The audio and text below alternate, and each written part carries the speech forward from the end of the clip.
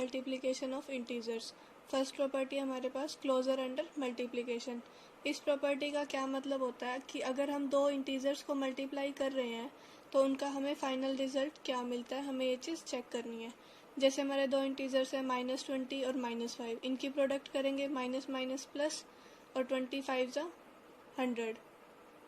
तो इनका क्या हुआ, दोनों इंटीजर की मल्टीप्लाई करके हमारे पास एक नंबर आया 100। ये भी हमारा क्या है, एक इंटीजर। तो हमारा ऑब्जर्वेशन यानी कि रिजल्ट क्या निकला, प्रोडक्ट भी हमारा क्या आता है, इंटीजर। सिमिलरली हम नेक्स्ट नंबर्स को मल्टीप्लाई करते हैं तो हमारा रिजल्ट भी इंटीजर आता है। तो हमें बस इतना शो करना होता है कि इंटीजर्स की मल्टीप्लिकेशन भी इंटीजर आ रही है। ये हमारी प्रॉपर्टी होती है क्लोजर प्रॉपर्टी। जैसे कि ये लिखा हुआ है a cross b is an integer for all integers a and b. A और बी हमारे कोई दो इंटीजर्स होंगे, उनकी प्रोडक्ट यानी कि मल्टीप्लिकेशन भी क्या आती है, इंटीजर। ये होती है हमारी closure property under multiplication. Next property है हमारे पास कॉम्यूटेटिविटी ऑफ मल्टीप्लिकेशन यानी कि कॉम्यूटेटिव प्रॉपर्टी। एक स्टेटमेंट है हमारे पास 3 मल्टीप्लाइड बाय -4, प्लस माइनस हमें साइन देंगे माइनस का और 3 4 ज़ा 12। और एक है हमारे पास मल्टीप्लिकेशन -4 मल्टीप्लाइड बाय 3, 4 3 ज़ा 12, प्लस माइनस साइन हटके कितना आएगा, आंसर में नेगेटिव साइन। तो अब हमारी ये देखो राइट साइड यहाँ पे भी -12 है और यहाँ पे भी -12 है।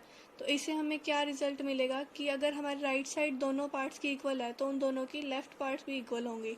वो कैसे होंगी, इसकी लेफ्ट पार्ट है हमारे पास 3 मल्टीप्लाइड बाय -4 और इसकी है कि इसकी लेफ्ट पार्ट है -4 मल्टीप्लाइड बाय 3, मतलब कि ये दोनों ही चीज़ इक्वल हैं। इससे हमें क्या निकल के आता है, अगर हम नंबर्स को आगे पीछे लिखते हैं तो हमारा उससे रिजल्ट पे कोई फ़र्क नहीं पड़ता, मल्टीप्लिकेशन में आंसर हमारा सेम ही आता है। हम 3 को पहले लिखें या बाद में लिखें, इससे हमारा कोई फ़र्क नहीं पड़ता। ये हमारी होती है commutative property of multiplication. Next property हमारी मल्टीप्लिकेशन बाय ज़ीरो। ये हम ऑलरेडी स्टडी कर चुके हैं कि अगर हम किसी भी नंबर को ज़ीरो से मल्टीप्लाई करते हैं तो हमारा आंसर आता है 0। नेक्स्ट है हमारे पास मल्टीप्लिकेटिव आइडेंटिटी। ये प्रॉपर्टी भी हम पहले कर चुके हैं कि अगर हम किसी नंबर को 1 से मल्टीप्लाई करते हैं तो हमारा सेम आंसर आता है, जो हमने रिजल्ट लिए थे कल 1 क्रॉस 4 इक्वल टू 4। इसी तरह से ये है a क्रॉस 1 लें या 1 क्रॉस a लें तो हमारा फाइनल रिजल्ट कितना आएगा, a। 1 हमारी कहलाती है इसमें मल्टीप्लिकेटिव आइडेंटिटी। नेक्स्ट है हमारे पास associativity of for multiplication, associative property.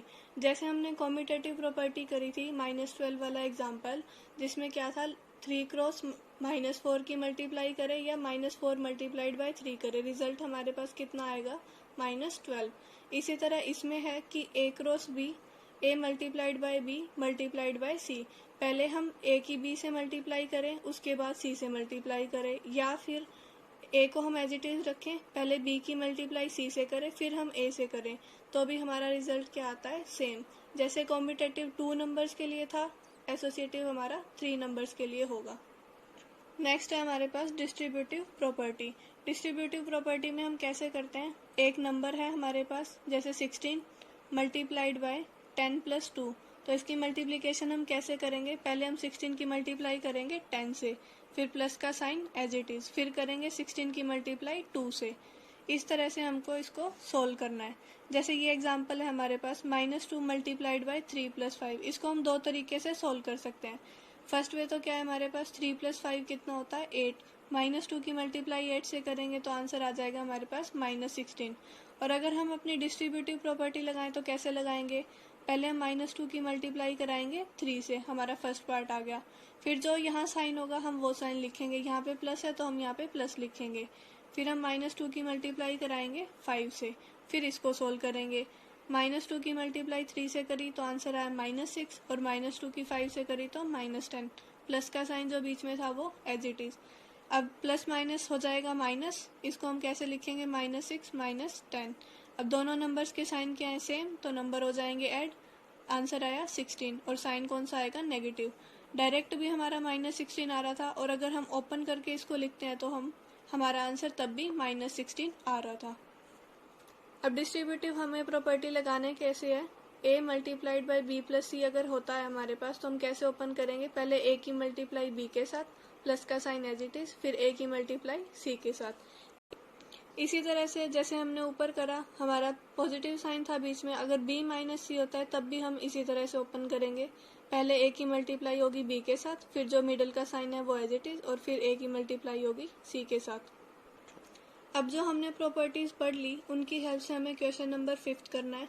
पहले तो आपको सारी प्रॉपर्टीज़ अच्छे से लिख लेनी है और उनको अच्छे से याद करना है। अब 5th क्वेश्चन में हमें क्या बोल रहा है, find the product using suitable properties. Properties का यूज़ करते हुए हमें इन क्वेश्चंस को सॉल्व करना है। जैसे फर्स्ट क्वेश्चन है हमारे पास 26 multiplied by -48 plus -48 multiplied by -36। इनको हमें प्रॉपर्टीज़ की हेल्प से सोल्व करना है। अभी आप देखो a multiplied by b, plus का साइन है बीच में, फिर a मल्टीप्लाइड बाई सी, मतलब एक सेम नंबर है वो दो नंबर्स के साथ मल्टीप्लाई हो रहा है और बीच में हमारा साइन आ रहा है प्लस का।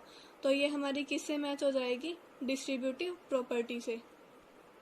इस क्वेश्चन को हम सोल्व कैसे करेंगे, हमने कॉम्यूटेटिव प्रॉपर्टी पढ़ी, वो क्या होती थी, b multiplied by a multiplied by b, जो हमारा -4 मल्टीप्लाइड बाई 3 वाला एग्जाम्पल था कॉम्यूटेटिव प्रॉपर्टी का। तो हम -48 और 26 को आगे पीछे करके लिख सकते हैं। -48 को पहले लिखे, 26 को बाद में, तो हमारा कोई फ़र्क नहीं पड़ेगा। जो हमारी स्टेटमेंट थी उसमें हमने क्या चेंज करा, 26 को बाद में लिखा, -48 को पहले लिखा, कॉम्यूटेटिव प्रॉपर्टी का यूज़ करके। नेक्स्ट हमारे पास क्या थी, डिस्ट्रीब्यूटिव प्रॉपर्टी। डिस्ट्रीब्यूटिव में क्या होता था, a मल्टीप्लाइड बाई बी, हम रिवर्स स्टेप चलते थे उसमें, हम कैसे आते थे, a multiplied by b cross c होता था हमारे पास, तो हम क्या लिखते थे, a multiplied by b plus में a multiplied by c. But इधर हमारे पास क्या है, लेफ्ट पार्ट हमें पहले गिवन है, इसको हमें मर्ज करना है, स्मॉलर पार्ट में कन्वर्ट करना है।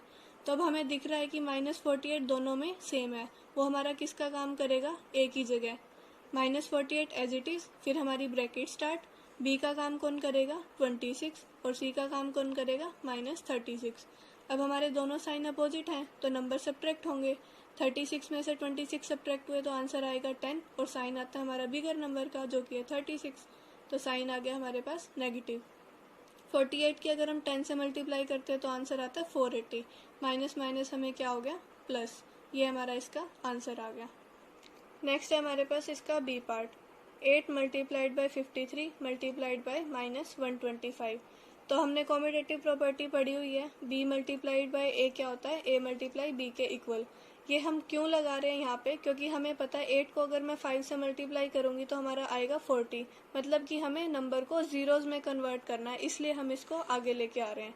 तो 53 और -125 को इंटरचेंज कर सकते हैं, -125 पहले लिखा, 53 बाद में लिखा। अब हमारी क्या रूल लगेगा, एसोसिएटिव प्रॉपर्टी का। उसमें क्या होता था, a multiplied b multiply by c, या फिर पहले हम a को b से मल्टीप्लाई करें फिर c से करें। तो इसमें हम क्या करेंगे, पहले 8 को हम मल्टीप्लाई करेंगे -125 से और फिर करेंगे 53 से। 8 को 125 से मल्टीप्लाई करा तो हमारा आंसर आएगा 1000 और साइन आएगा नेगेटिव, 53 एज इट इज़। अब सिंपली मल्टीप्लाई हो जाएगा, ये आंसर आ गया 53,000 और नेगेटिव साइन। प्रॉपर्टीज़ का मतलब होता है हमें मल्टीप्लिकेशन को ईजियर बनाना होता है। जैसे ये क्वेश्चन है हमारे पास c part, 15 multiplied by -25 multiply by -4 multiplied by -10। तो अब हमें पता है 25 को अगर मैं 4 से मल्टीप्लाई करती हूँ तो मेरा आंसर आ जाएगा 100, माइनस माइनस साइन हो जाएगा प्लस। 100 को -10 से मल्टीप्लाई करा तो आएगा माइनस का 1000 और 15 से डायरेक्ट ही मल्टीप्लाई हो जाएगा। इसमें हमारी कोई भी प्रॉपर्टी यूज़ नहीं हुई। नेक्स्ट क्वेश्चन है हमारे पास -41 मल्टीप्लाइड बाई 102। अब हमें पता है कि 102 100 के क्लोजर नंबर है और हम 41 को 102 से मल्टीप्लाई करने लगे तो हमारा बहुत टाइम स्पेंड हो जाएगा। तो हम क्या करते हैं, 100 को ब्रेक कर लेते हैं 100 + 2 में। अब हम लगाएंगे अपनी डिस्ट्रीब्यूटिव प्रॉपर्टी, जो कि कैसे लगती है, a multiplied by b plus c होता है, तो हम कैसे लिखते हैं, a multiply b plus a multiply c। तो -41 की मल्टीप्लाई पहले 100 के साथ, प्लस का साइन एज इट इज़, फिर -41 की मल्टीप्लाई 2 के साथ। और जब भी हमारे दो साइंस इकट्ठे आते हैं तो हम ब्रैकेट मिस नहीं करेंगे, ब्रैकेट के साथ नंबर को लिखेंगे। 41 की मल्टीप्लाई 100 के साथ करी तो आएगा -4100 और 41 को 2 से मल्टीप्लाई करा तो -82, प्लस माइनस माइनस। अब दोनों के साइन सेम है तो नंबर ऐड हो जाएंगे, नंबर ऐड होके कितना आंसर आएगा 4182 और साइन आ जाएगा नेगेटिव। नेक्स्ट है हमारे पास ई पार्ट, जिसमें हमारी स्टेटमेंट है 625 multiplied by -35 plus -625 multiplied by 65। अभी तो पहले हमने ये देखा कि नंबर 625 हमारा सेम है और दो दो टर्म्स हमारी मल्टीप्लिकेशन में है और बीच में साइन क्या है, पॉजिटिव। तो हमारा ध्यान जाना चाहिए डिस्ट्रीब्यूटिव प्रॉपर्टी पे, हमें उसको अप्लाई करना है। बट यहाँ पे क्या है, 625 के साथ यहाँ पॉजिटिव साइन है और यहाँ नेगेटिव साइन है। बट डिस्ट्रीब्यूटिव जब हम लगाते हैं तो हमारे पास नंबर सेम होता है, तो हम क्या करेंगे, इसका नेगेटिव माइनस 65 के साथ शिफ्ट कर देंगे। क्या लिखेंगे, माइनस का 65। डिस्ट्रीब्यूटिव प्रॉपर्टी लगाएंगे, a मल्टीप्लाई b है हमारे पास, a हो गया 625, b हो गया -35, प्लस साइन है, a मल्टीप्लाइड बाई c है 625 मल्टीप्लाइड बाई -65। तो इसको मर्ज करके हम कैसे लिखेंगे, a multiplied by b plus c। a हमारा था 625, b की वैल्यू -35 और c की वैल्यू -65। प्लस माइनस हो गया हमारा माइनस, नंबर दोनों सेम है, नंबर्स हो जाएंगे ऐड और साइन आएगा नेगेटिव। 625 को अगर हम 100 से मल्टीप्लाई करते तो कितना आ गया, 62,500 और साइन आएगा नेगेटिव। नेक्स्ट क्वेश्चन है हमारे पास 7 मल्टीप्लाइड बाई 50 माइनस 2। तो हमें यहाँ क्या दिख रहा है, a multiplied by b minus c, यानी कि फिर से distributive property with negative sign. तो हम क्या करेंगे, पहले 7 की मल्टीप्लाई कराएंगे 50 के साथ, फिर negative sign as it is, 7 की मल्टीप्लाई 2 के साथ। 7 मल्टीप्लाइड बाई 50, आंसर आएगा आपका 350। Negative sign as it is, 7 multiplied by 2 14, इसको इसमें से सब्ट्रैक्ट करा तो आंसर आएगा 336। अभी हमें क्या ध्यान रखना है इन क्वेश्चंस में, सबसे मेन है हमारी डिस्ट्रीब्यूटिव प्रॉपर्टी। इसको आपको अच्छे से याद करना है, दोनों ही पार्ट्स देखने हैं, लेफ्ट पार्ट से राइट में कैसे जाना है और राइट से लेफ्ट में कैसे आना है। जी पार्ट में आप क्या करोगे, -29 को लिखोगे -30 प्लस 1 और फिर लगाओगे इस पर डिस्ट्रीब्यूटिव प्रॉपर्टी। नेक्स्ट है हमारे पास एच पार्ट, इसमें क्या है, -57 multiply -19 plus 57 as it is, जिसके साथ कुछ नहीं है तो हम इसके साथ मल्टीप्लिकेटिव आइडेंटिटी लगाएंगे, यानी कि इसके साथ हम लिख सकते हैं मल्टीप्लाइड बाय 1। इसको भी हम डिस्ट्रीब्यूटिव प्रॉपर्टी से सोल्व करेंगे।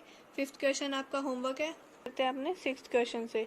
6th क्वेश्चन में क्या है, a certain freezing process requires that room temperature be lowered from 40 degree Celsius at the rate of 5 degree Celsius every hour। एक फ्रीजिंग प्रोसेस के लिए हमें क्या रिक्वायरमेंट है कि हमें रूम टेम्परेचर को डिक्रीज करना पड़ेगा 40 डिग्री सेल्सियस से लेके 5 degree Celsius every hour. What will be the room temperature 10 hours after the process begin. अब हमें ये बताना है कि फाइनली 10 आवर्स के बाद रूम टेम्परेचर कितना होगा जब हमने ये प्रोसेस स्टार्ट की। ये हमारा क्वेश्चन नंबर 6 का सोल्यूशन। इनिशियली हमारा टेम्परेचर कितना था, 40 डिग्री सेल्सियस, चेंज कितना हो रहा है पर आवर के अकॉर्डिंग 5 डिग्री सेल्सियस, और ये टेम्परेचर हमारा लोअर है, मतलब गिर रहा है, डिक्रीज हो रहा है, तो हम इसको शो करेंगे नेगेटिव साइन से। आफ्टर 10 आवर्स हमारा टेम्परेचर कितना हो जाएगा, -5 मल्टीप्लाइड बाय 10, यानी कि -50 डिग्री सेल्सियस। फाइनल टेम्परेचर कितना होगा, जितना इनिशियली था और जितना चेंज हुआ, तो -40 प्लस -50 प्लस माइनस माइनस। अब हमारे साइन जो है अपोजिट है, 40 का साइन पॉजिटिव और 50 का साइन नेगेटिव, तो नंबर्स हो जाएंगे सब्ट्रैक्ट। तो 50 माइनस 40 आएगा 10 और साइन आएगा बिगर नंबर का यानी कि 50 का, तो आएगा साइन नेगेटिव। हमारा फाइनल टेम्परेचर हो जाएगा -10 डिग्री सेल्सियस। क्वेश्चन नंबर 7 के लिए पहले हमें एग्जाम्पल 4 समझना पड़ेगा।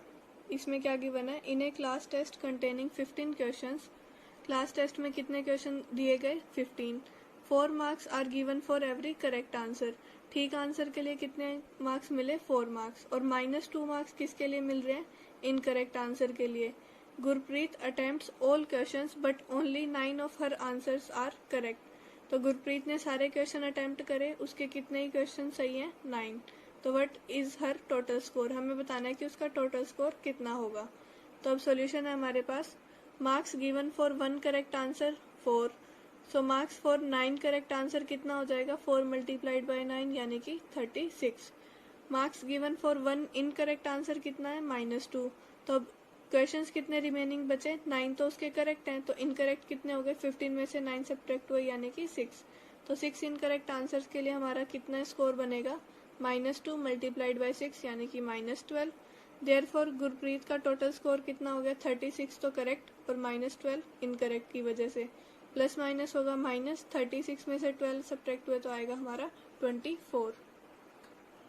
क्वेश्चन नंबर 7 जो हमारा एग्जाम्पल 4 पे बेस्ड है, इसमें क्या है, 10 क्वेश्चन हैं क्लास टेस्ट में, 5 मार्क्स हैं करेक्ट आंसर के लिए, जैसे उसमें 4 मार्क्स थे, और -2 मार्क्स सेम है इनकरेक्ट आंसर के लिए, और 0 मार्क्स किसके लिए जो क्वेश्चन हमने अटेम्प्ट नहीं करे। मोहन ने कितने अटेम्प्ट करे, 4 करेक्ट, तो उसका करेक्ट का स्कोर कितना हो जाएगा 4 मल्टीप्लाइड बाय 5, और 6 इनकरेक्ट थे तो 6 मल्टीप्लाइड बाय -2। तो अब इन दोनों नंबर्स को हम ऐड कर देंगे, ये हो जाएगा हमारा टोटल स्कोर। सेकंड पार्ट आप खुद से करेंगे। थर्ड पार्ट देखो, Heena gets 2 correct and 5 incorrect answers out of 7 question. उसके 2 तो करेक्ट हैं, तो करेक्ट के लिए कितना हो जाएगा 2 मल्टीप्लाइड बाय 5 मार्क्स, और 5 इनकरेक्ट हैं तो इनकरेक्ट के लिए कितना हो जाएगा 5 मल्टीप्लाइड बाय -2, और जब बच गए उनके लिए 0 मार्क्स है, यानी कि 3 मल्टीप्लाई बाय 0। इन तीनों नंबर्स को हमें ऐड करना है, ये हो जाएगा उसका टोटल स्कोर। नेक्स्ट है हमारा question number 8। A cement company earns A profit of ₹8 पर bag of white cement sold. अगर वो कंपनी वाइट सीमेंट बेचती है तो उसको कितना प्रॉफिट होता है, ₹8 का एक बैग पे। एंड ए लॉस ऑफ ₹5 पर bag of grey cement sold. तो लॉस कितना होता है उसको ₹5 का एक बैग पे जब वो ग्रे सीमेंट सोल्ड करती है। ₹8 का प्रॉफिट वाइट सीमेंट पे और ₹5 का लॉस ग्रे सीमेंट पे। अब कंपनी ने कितने वाइट सीमेंट के बैग सेल करे, 3000, और 5000 बैग्स ग्रे सीमेंट के सेल करे एक महीने में। तो अब हमें ये बताना है उसको प्रॉफिट हुआ या लॉस हुआ। ये हमारा 8th क्वेश्चन का solution. Profit is denoted by A positive integer. Profit को हम किससे डिनोट करेंगे, पॉजिटिव इंटीजर से, और लॉस को नेगेटिव इंटीजर से। एक वाइट बैग सीमेंट पे हमारा कितना प्रॉफिट था, ₹8 का। तो 3000 बैग अगर कंपनी बेच रही है तो उसको कितना प्रॉफिट होगा, 8 मल्टीप्लाइड बाय 3000, यानी कि ₹24,000। और लॉस को हम किससे डिनोट कर रहे थे, नेगेटिव साइन से। ग्रे सीमेंट के 1 बैग पे कितना लॉस है, ₹5 का, तो इसको हम लिखेंगे -5। तो 5000 बैग ग्रे सीमेंट के कितना लॉस होगा इनकर्ड हमारा, -5 मल्टीप्लाइड बाय 5000, यानी कि -25,000। अब टोटल हमें देखना है फाइनली हमारा लॉस हुआ या प्रॉफिट। तो 24,000 पॉजिटिव प्लस में -25,000 जो हमारा ग्रे सीमेंट से लॉस हुआ था। तो प्लस माइनस माइनस होते हैं हमारे पास, तो ये आ जाएगा 24,000 माइनस प्लस माइनस -25,000। नंबर्स को हम करेंगे सब्ट्रैक्ट। 25,000 में से 24,000 सब्ट्रैक्ट हुए तो आएगा 1000, साइन आएगा बड़े नंबर का, यानी कि नेगेटिव। अब ये हमारा डिनोट हो रहा है नेगेटिव साइन से। हमने स्टार्टिंग में लिखा था कि लॉस को हम नेगेटिव इंटीजर से डिनोट करेंगे, तो कंपनी को क्या हुआ, ₹1000 का लॉस। ये हमारा 8th का बी पार्ट। इसमें क्या बताना है, what is the number of white cement bags it must sell to have neither profit nor loss. हमें कितने वाइट सीमेंट बैग बेचने पड़ेंगे, सेल होंगे हमारे, ताकि हमें ना तो प्रॉफिट हो ना ही लॉस हो। If the number of grey bag sold is, और ग्रे बैग सीमेंट के कितने बैग सोल्ड हो चुके हैं, 6400। हमें वाइट सीमेंट बतानी है कितने बैग्स हमारे लगेंगे, ना कि हमारा प्रॉफिट हो और ना ही लॉस हो। हमारा लॉस कितना होता है 1 ग्रे बैग सीमेंट पे, ₹-5 लॉस। अब हमारे कितने बैग बिक चुके हैं, 6400, तो टोटल लॉस कितना हो जाएगा, -5 मल्टीप्लाइड बाय 6400, यानी कि -32,000। प्रॉफिट कितना होता है अगर हम वाइट बैग सीमेंट का 1 वाइट बैग सीमेंट सेल करते हैं तो ₹8। और सपोज करो हमें X बैग सेल करे हमने वाइट सीमेंट के, तो हमारे कितना प्रॉफिट आएगा, ₹8x।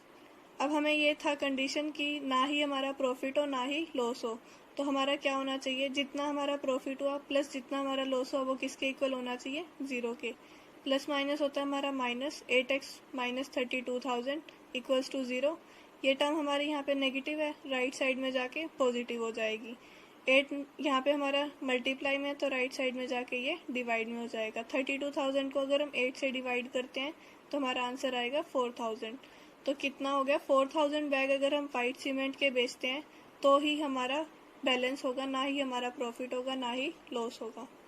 नेक्स्ट है हमारा क्वेश्चन नंबर 9। इसमें हमें फिल इन द ब्लैंक्स को फिल करना है। ये हमारा क्या है, -3 को हम किससे मल्टीप्लाई करें कि हमारा आंसर आ जाए 27। अब रिजल्ट हमारा पॉजिटिव है तो हमारी 2 नेगेटिव इंटीजर की मल्टीप्लाई होनी चाहिए। अगर मैं 3 को 9 से मल्टीप्लाई करूँ तो मेरा आंसर आएगा 27, बट हमें आंसर चाहिए पॉजिटिव, तो हमें इसको मल्टीप्लाई करना पड़ेगा -9 से, ताकि माइनस माइनस साइन हमें दे दे प्लस। तो यहाँ पे क्या आएगा इंटीजर ब्लैंक में, -9। सिमिलरली हमारा है नेक्स्ट पार्ट, फाइव को हम किससे मल्टीप्लाई करें कि हमारा आंसर आए -35। अब 5 हमारा पॉजिटिव नंबर है, आंसर में हमें नेगेटिव साइन चाहिए, तो यहाँ पे भी हमें एक नेगेटिव इंटीजर फिल करना पड़ेगा जिससे कि प्लस माइनस माइनस देगा। अब 5 को मैं किससे मल्टीप्लाई करूँ कि मेरा आंसर 35 आ जाए, तो वो नंबर है 7, बट साइन नेगेटिव चाहिए तो यहाँ पे हम लिखेंगे -7। नेक्स्ट 2 पार्ट्स आपको खुद से करना